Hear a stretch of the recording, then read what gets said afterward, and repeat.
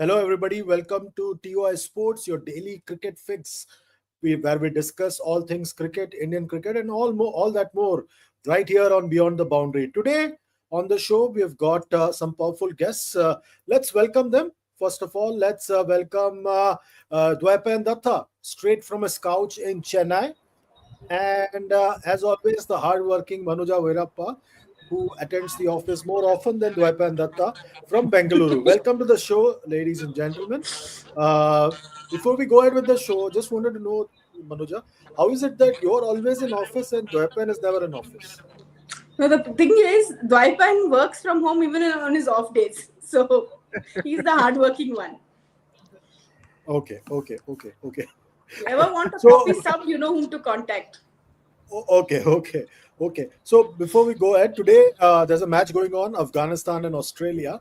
Afghanistan, whoever wins it, their chances of making it to the semi-final becomes that much more bright. We are looking at the score right now. Afghanistan made 273. Afghanistan opted to bat.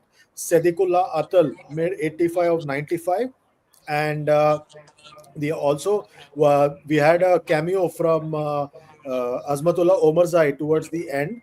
He batted brilliantly and played a part in Afghanistan making 273 in their 50 overs. Manuja, before we proceed with our topic for today, how do you look at this particular contest?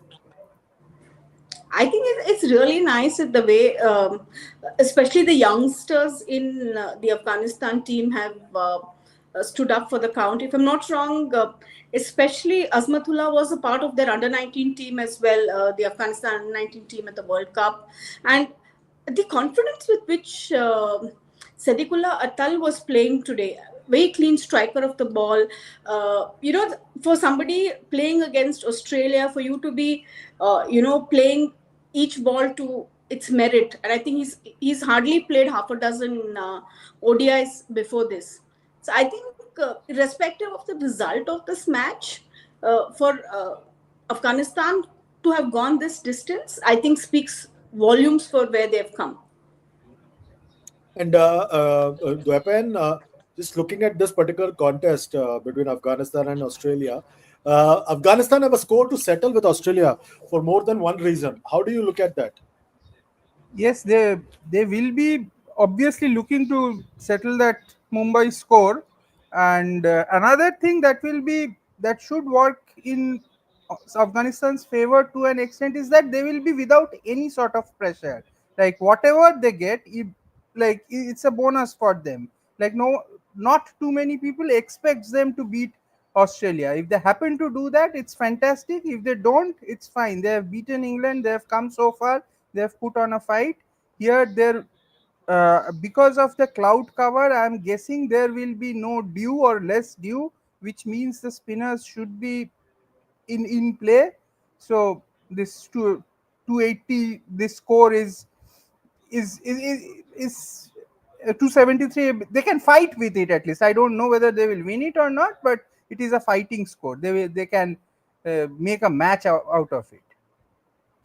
One thing that stood out for me, and this is where we slip into our topic, Manuja, is the fact that I switched on the match. The match was going on.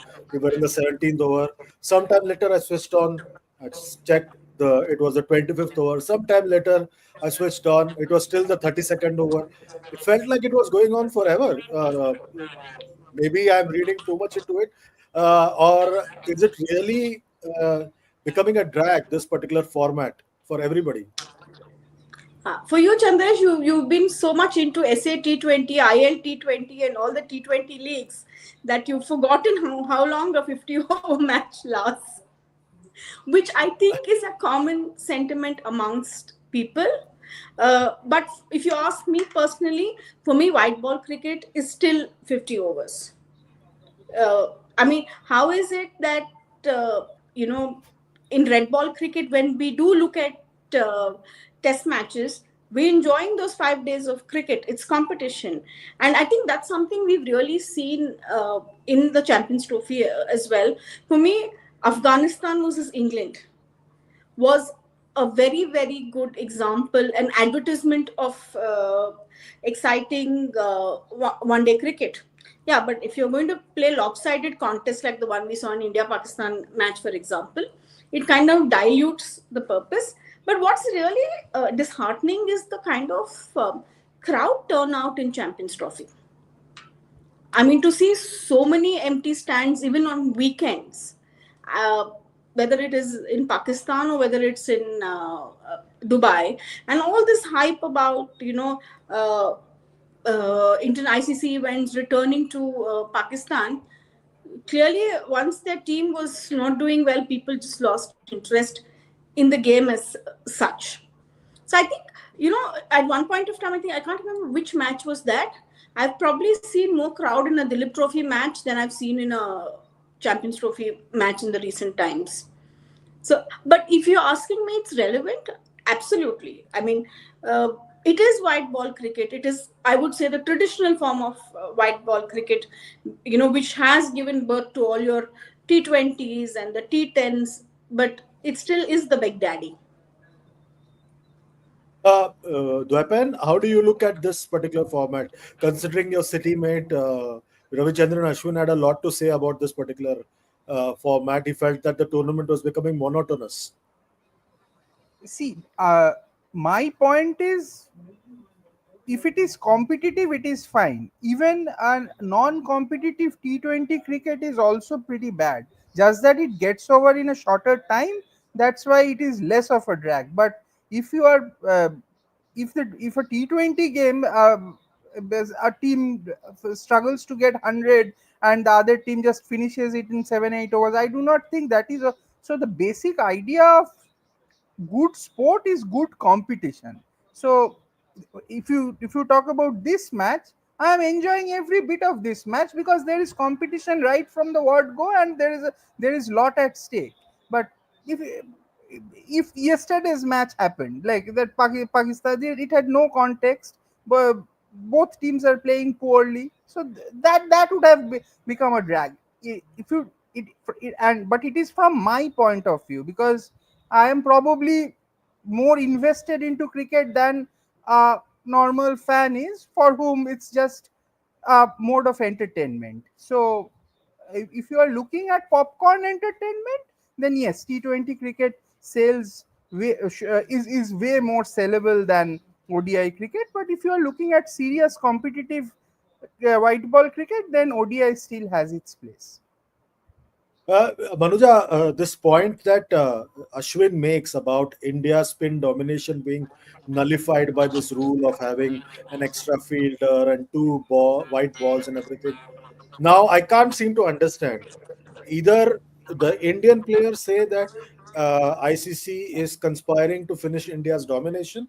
On the other hand, non-Indian players claim that India gets all the advantage at ICC events. Both of these can't be true. मतलब you can't have both ways. You can't have the Indians saying that ये हमारे खिलाफ साजिश कर रहे हैं, and the non-Indian players, especially Dwepe city mate Nasir Hussain, saying that it is benefiting India at ICC events because they know where to play, want to play at all ICC events. How do you look at this particular conspiracy theory?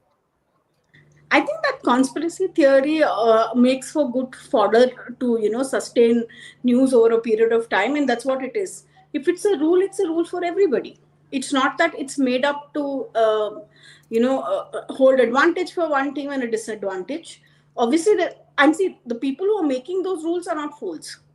At the end of the day, the ICC Cricket Committee consists of very, accomplished cricketers. I think, if I'm not wrong, Saurav Ganguly is still a part of that committee.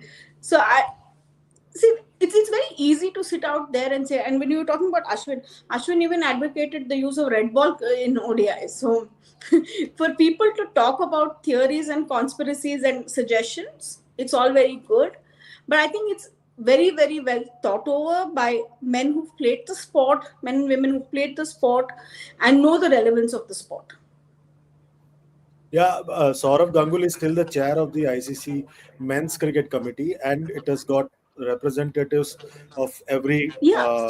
as in like it has got a full member team coach representative, it has got representative of current players, it has got a full member representative, it's got an umpires representative, it's got ICC chief representative.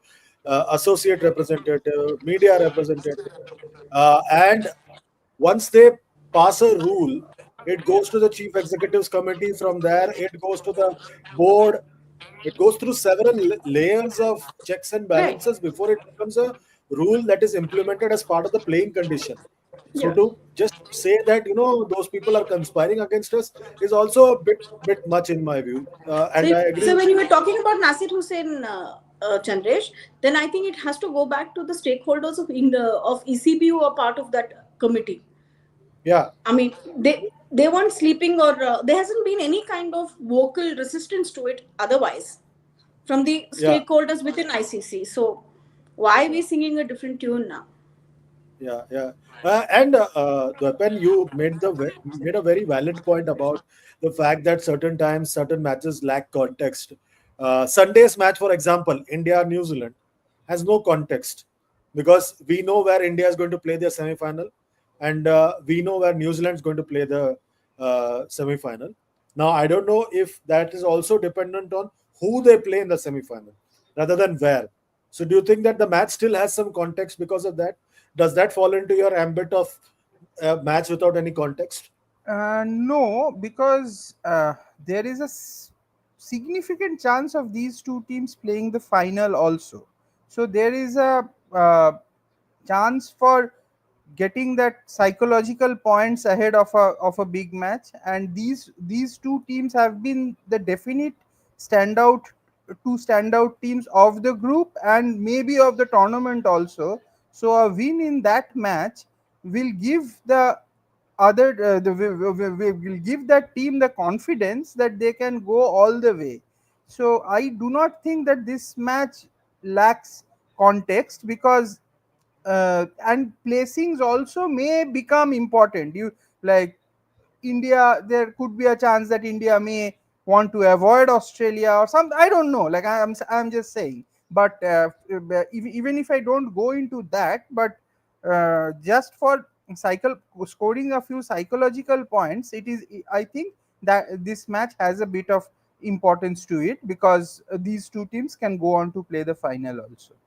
What do you make of Ashwin's suggestion to play one-day cricket with red ball? Should we switch to one-day cricket with red ball and make it more day matches rather than night games? That's not possible, but we can all. There's no tax on dreaming about it. No, I think what Ashwin wants to say is uh, what would have made him a little more relevant in one day cricket. Uh, Probably the red ball would have made him a little more relevant. And if there were these two balls hadn't come in, if it was a one ball game still, I would have loved to see how many centuries Rohit Sharma and Virat Kohli got. Tendulkar got 49 ODI hundreds with against one ball, where run scoring used to be very difficult after the 30th over.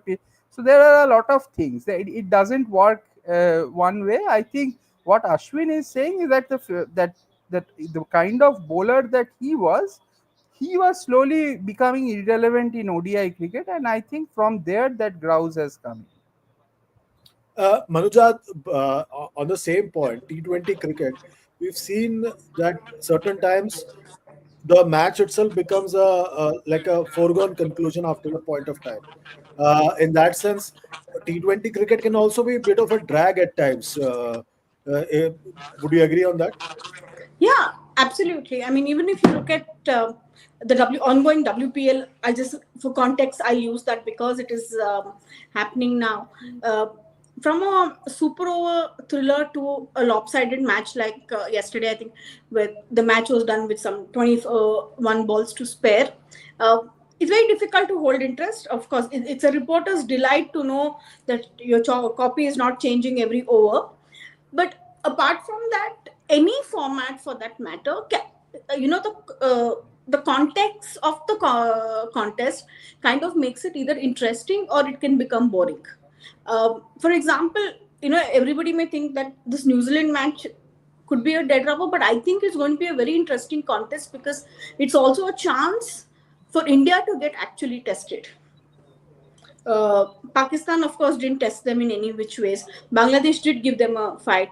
But given the kind of form New Zealand are in, and they've already kind of psychologically dented India enough on their home ground. So just to salvage that amount of, regain that confidence against a team which, like, whitewashed you in your background, that match itself becomes very relevant. So I think the relevance of a contest, irrespective of the format, matters a lot. Any suggestions, Dwepen, from your end to maybe make the one day format a bit more interesting? A few years ago, we had Sachin Tendulkar come out and say make it two innings format, but that proved to be bit of a drag at times. Any suggestions from your end, or are we expecting too much of tamasha every time a limited overs contest comes about in any 50 or T20? No, I cannot think of a concrete suggestion which can make it more interesting, because the quality of the teams have become it has widened. The top 2 3 teams and some of the lower teams, the gap has widened so much that longer the format, the matches tend to become more one sided, and that is where that element of drag is coming in.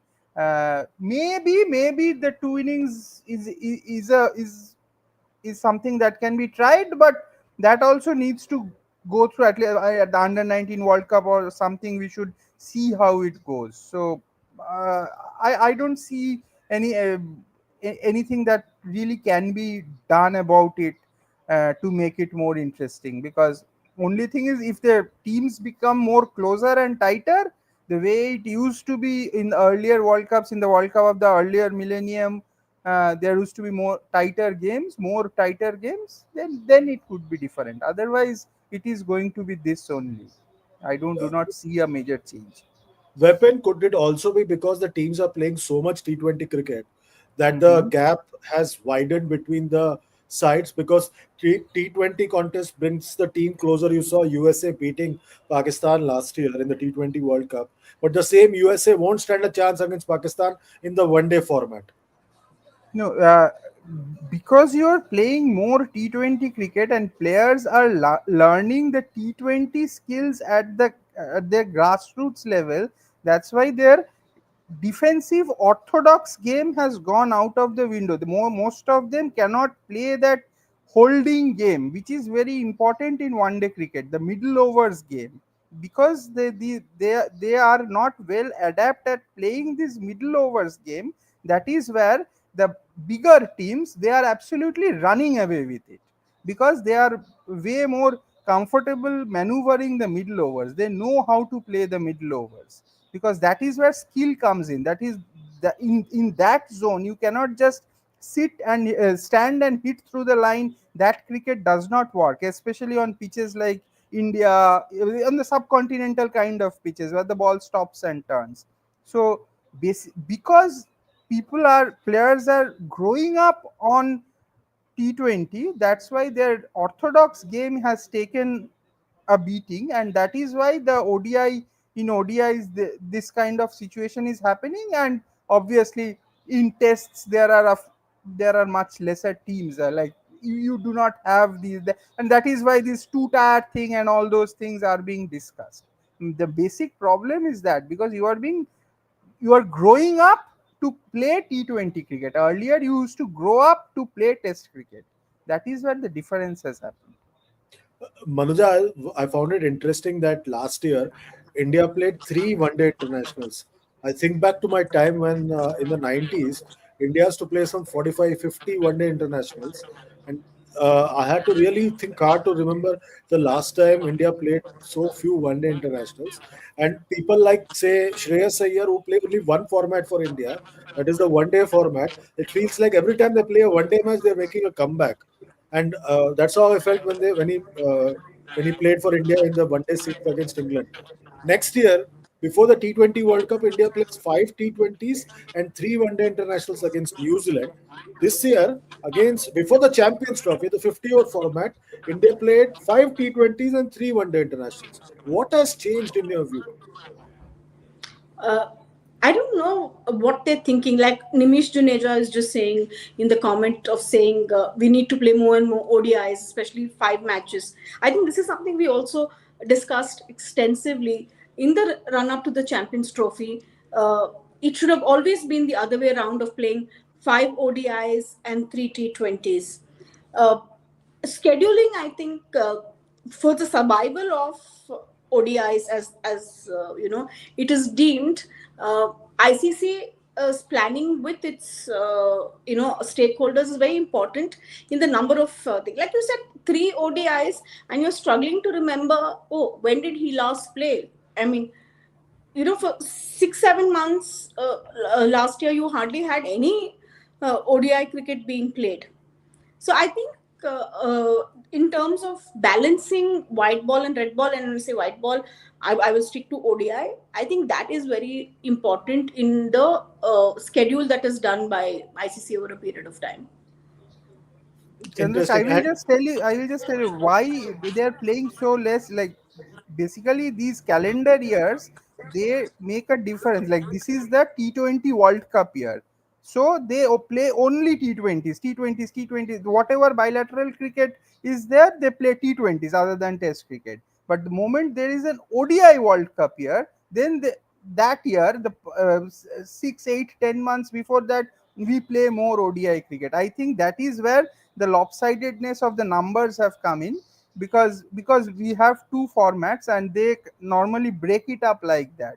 Whenever there is an ODI World Cup round the corner in 6 months, 8 months down the line, they push in more ODIs.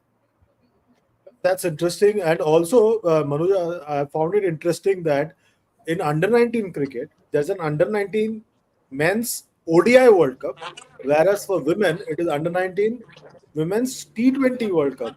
Uh, are we getting mixed signals there?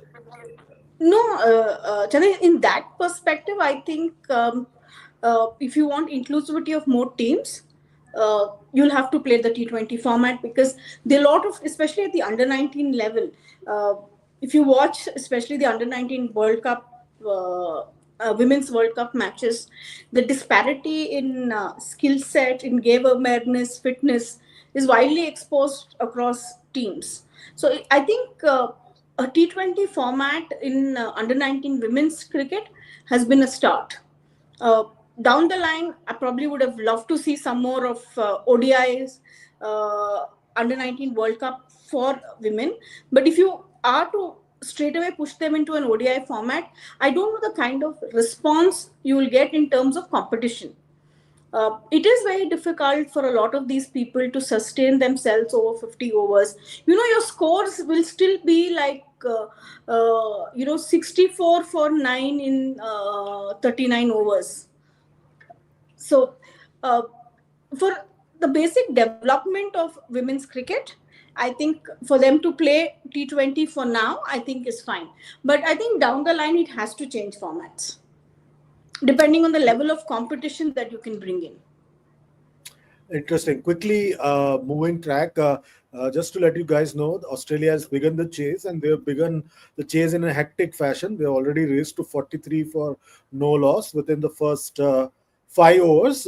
It's a one-day international. 6 overs doesn't count a power play in a one-day international. It's 10 overs. So just to clarify to everybody watching us right now, Dwaipan, quickly moving to the Indian team. There, it seems like it's been forever since India played a match in the Champions Trophy, while the rest of the other sides are playing amongst themselves, knocking each other out. The Indian team has sort of started practicing again. Shubman Gill had some secret practice as well last night. How do you see this contest? A few injury worries for India. Do you see some changes? There's talk of Rohit Sharma resting, KL Rahul opening with Shubman Gill, Rishabh Pant coming in, Shami resting. How do you see this contest in that sense? No, if there is an injury, then they obviously they should rest that player, whoever that is. But other, if it is not an injury, then India should look to play the 11 that will play the semis. There is no need for any experimentation at this point of time. We know how everyone is, who plays what, who can do what. We are very well aware of, and this stage is not a stage to experiment. If there is an injury, of course, if Rohit doesn't play, then we can have Rahul up top and maybe Rishabh Pant in the middle, something like that. But other than that, I don't think at this stage there is any need for experimentation. Manuja, any changes that you would advocate? No, I mean it's too short a tournament for you to experiment, and it's foolish for you to think that it's an inconsequential match when the position on the table matters. Uh, it's virtually your dress rehearsal going into the semi-finals. Play your 11 at best. Maybe if you want to do workload management of Shami, but even there you have so much of gap that I think the players must be bored by now. So it's okay for them to play the same 11. Tinkering, I don't think makes any sense at this point of time. I mean, why are you tinkering now? I mean, giving opportunity for somebody to play. I think it's too short a tournament to be doing that. In the meantime, there's a big wicket. Matthew Short has fallen. Azmatullah Omarzai, who seemingly can't do anything wrong in this tournament, has finally dismissed Matthew Short. So we have a breakthrough finally, and Australia are on the back foot right now. Are we? Is there a special from Glenn Maxwell loading? We'll find out very soon. Dwepen, technically speaking, India needs two more wins to become winners of the Champions Trophy yet again. Uh, at the end of the Champions Trophy, even if India doesn't win, would you look at it as glass half full or glass half empty? See, as far as India is concerned, if they do not win this Champions Trophy, it's a utter disaster. It's a disaster for them, because the Indian cricket fan has gone through hell, and uh, no other team in this Champions Trophy, maybe other than Pakistan, would have needed to win as much as India, because India just absolutely needs to win this match, this Champions Trophy, to bring some like confidence, faith, whatever back into the system, because we have literally been like, I want, probably because there is so much cricket, people tend to forget, but we have really been humiliated for a period of 5 months. So there, this is at least one way of putting some sort of balm on those wounds that we have had. So it is absolutely mandatory that India wins. If India doesn't win this, it's a disaster. Manuja, will everything be forgotten if India wins the Champions Trophy and forgiven? No, simply because so if this was an experimental team that you've taken along, the so-called transition process that Indian cricket is about to embark or is embarking on, if you didn't have the big guns playing, you had the youngsters playing in, yes. But if you've gone with a tried and tested team, uh, losing, like Dwaipan said, is definitely going to be a disaster. What's your excuse? I mean, really, you are going to run out of excuses for more than as a team, one as individuals, and also how you all come together as a team. So all that talk from Australia of the team not coming together as a cohesive unit, I think it's going to be a lot. I mean, they say no that raita phelega kind of a thing. I think that's going to be the situation if India doesn't think. Then then you'll call for heads to roll. But those things should have been done before the Champions Trophy. Uh, but yeah, I don't see a reason why you all should not win this trophy. So, to end the conversation right now, Dwepen, can Afghanistan beat Australia? You think that's possible? They dropped Travis Head, like a sitter was dropped at mid on. Rashid Khan.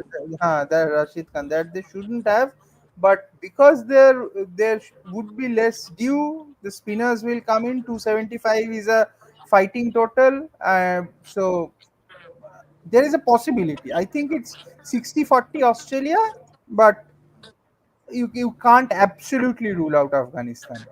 And I want to just say one thing about this Azmatullah Omarzai. The little bit that I have seen of him in the last two matches.